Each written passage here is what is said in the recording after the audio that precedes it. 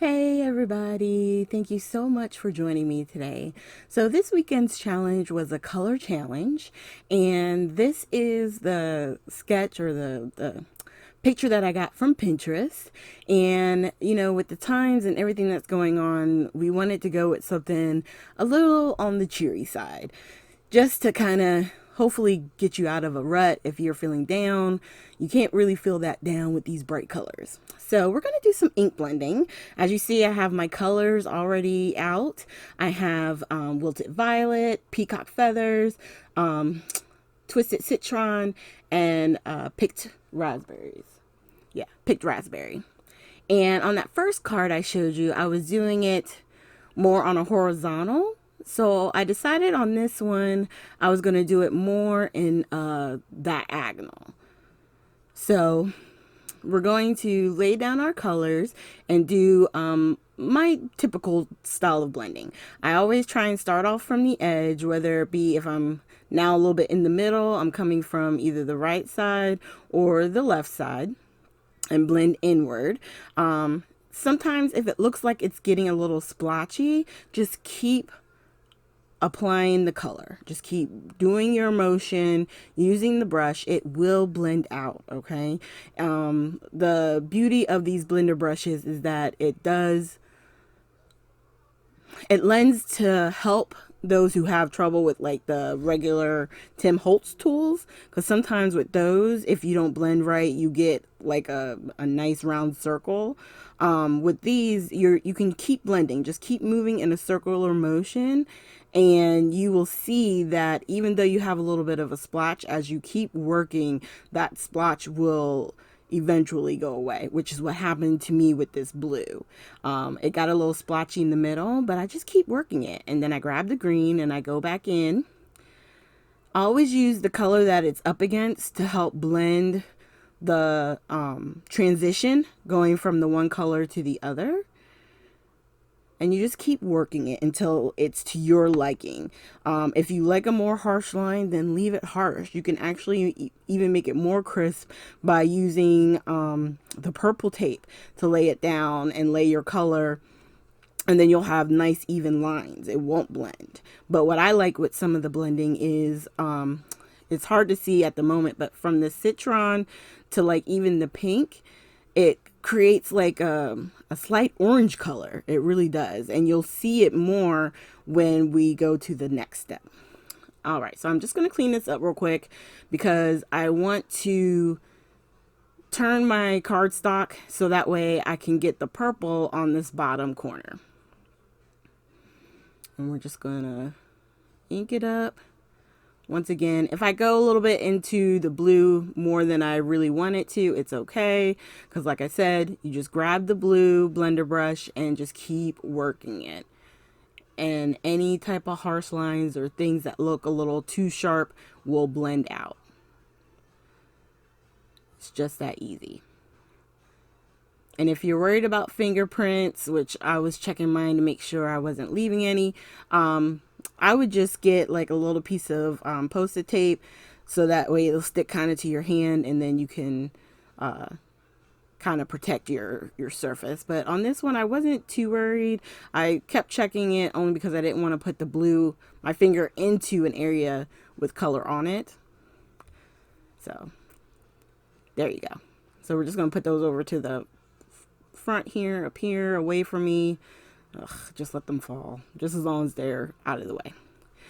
All right, so of course, if you've seen any of my videos with the ink blending, I gotta pull out some of this Nuvo glitter paste, the clear, right? If you saw on a previous project where we did the Save the Crafty YouTuber, I used a stencil with this and some ink blending, which was a lot of fun. And I showed the difference between white and black cardstock using the Bristol Smooth. Well, on this one, I just used the white Bristol Smooth for both of my, I guess I should say, both of my card fronts. And now I'm just going to tape from the back. And then I'm going to spread a nice even layer of the glitter paste along this stencil to create sort of like glitter rays. And on one of the cards, I'm going to wind up doing a side fold. And then the other one, I'm going to do a top fold card. And you can see, look at that little bit of orange right in there between the pink and the citron. That glitter paste pulls that out. Those transitional colors that you don't really see when you put down that glitter paste, excuse me, as I trip all over my tongue, it really does bring it out. So there's that. I'm going to put it to the side real quick because I need to clear up as much of this glitter as I can so I can get the next one down and get that put on the cardstock so I can get to cleaning. Because the key with glitter paste, as I've always said, is if you care about how your stencils look, then you want to clean it right away. Try and get it off as much as possible. There may be still some remnants of it. It's okay. It's not going to hurt anything. But if you're the type of person who doesn't like dirty stencils, then you want to get it under the water in soapy water ASAP. All right. And we're just going to do the same thing. And I'm really just trying to make sure all my open spaces, there's glitter and a nice even coat. Now what I did was I took some of the glitter paste from the last one because it had a little bit of color on it, and I did use it on putting it down on this one because the oxides do react. So I went and cleaned my stencil and stuff, and now everything is dried. I want to say it probably took probably a good hour, but it's thin enough that it doesn't take really that long for it to dry. And now my paper was cut already at 4 by 5 1/4, and then I'm attaching it to a matte piece of black that is 4 1/8 by 5 3/8. And this is the one I'm doing that's going to be on the side fold. Just pressing from the back side to make sure it's definitely adhered. And then I'll put some more tape runner down using the art glitter glue to give me a little bit of wiggle room. And I'm just showing you where I'm putting it all on where the tape is. And then I put it in between just for that little extra adhesion. I mean, I already have it out, might as well. And then we press down.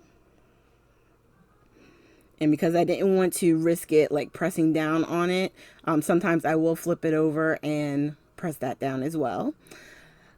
This heart I actually got from a sticker book I'm going to show you in a little bit.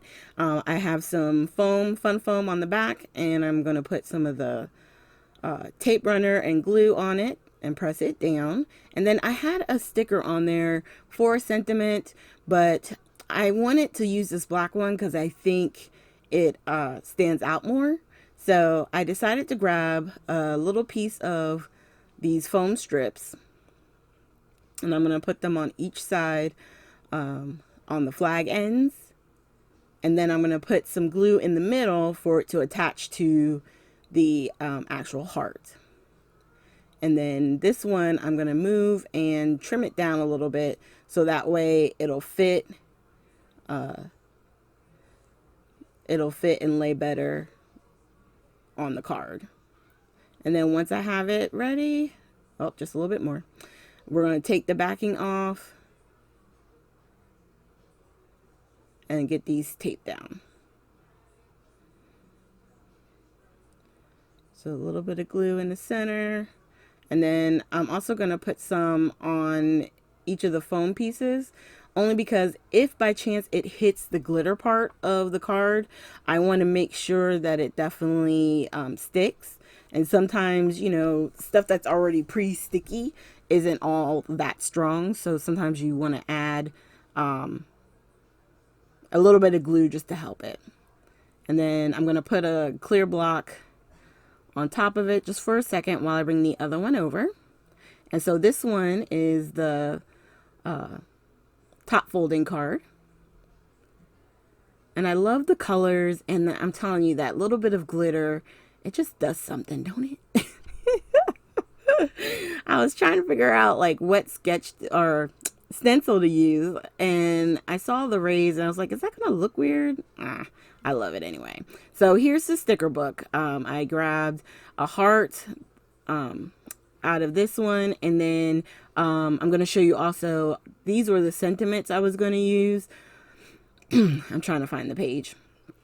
They didn't have enough pow. They didn't stand out. The background kind of washed it out. So I needed that contrast of the black to really make it stand out and look, really eye-catching, I think. So thank you guys for joining me today. This was a fun challenge. It would seem perfect for Easter weekend, just bright and cheery, even though the circumstances has us all, quarantined in our homes. You can still have a little ray of sunshine, a little rainbow, just to make your day a little bit brighter. So thank you guys. I hope you have a very happy Easter, and make sure you hit the like, subscribe, and share button, and definitely leave comments down below if you have any questions or anything that you want to see in a video. Just leave it down there and I will definitely get to working on it. Thanks again and have a great day.